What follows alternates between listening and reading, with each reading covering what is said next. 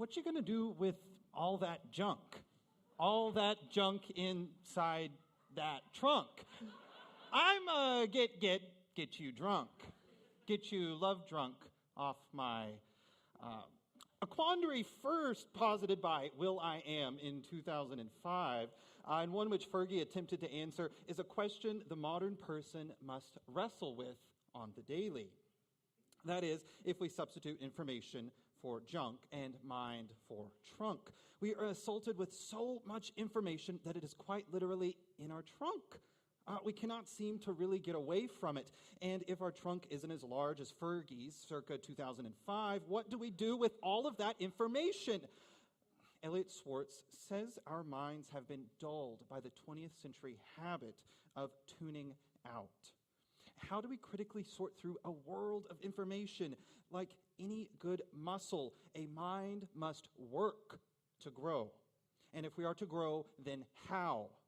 I propose we begin listening anew to the world around us. I propose that we engage in active listening of classical music to improve our critical thinking, our understanding, and our empathy.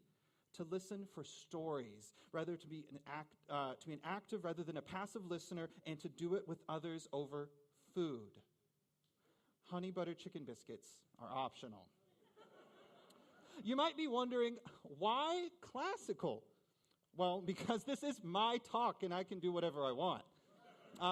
Also, classical music has an incredibly rich heritage of creativity and innovation.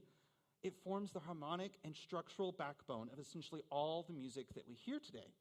And it is still being made, as you can see right there. And Johann Sebastian Bach is the OG of it all. We listen for stories, not notes, in classical music. A linear narrative, if you will. If you ever took a high school English class, you know well the plot diagram. You have your opening, your cast of characters, each with their unique idiosyncrasies and colored personalities.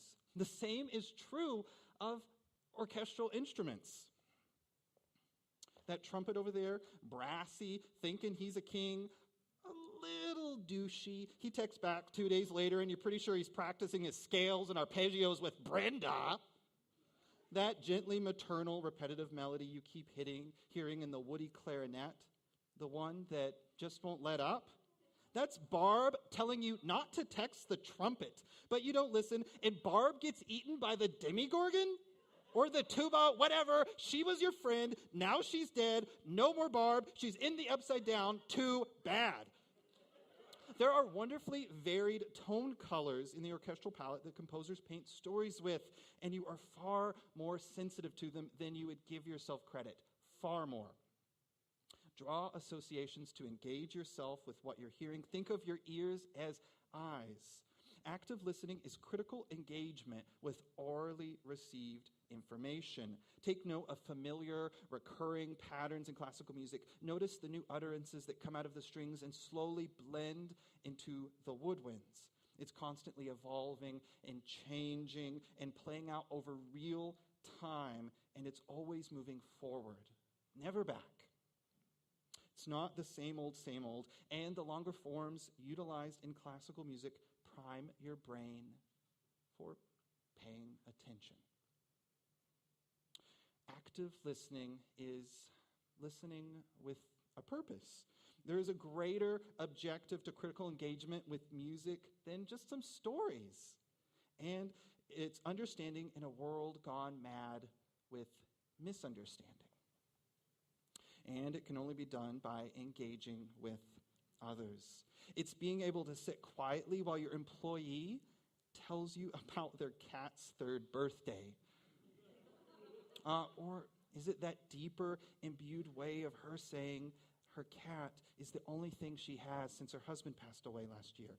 Actively listening to her, that clarinet. With listening comes understanding and empathy. So listen, engage, understand. It doesn't have to be Mahler's Las Vie dans der Erde. And do it over some honey butter chicken biscuits. I think I have a coupon somewhere.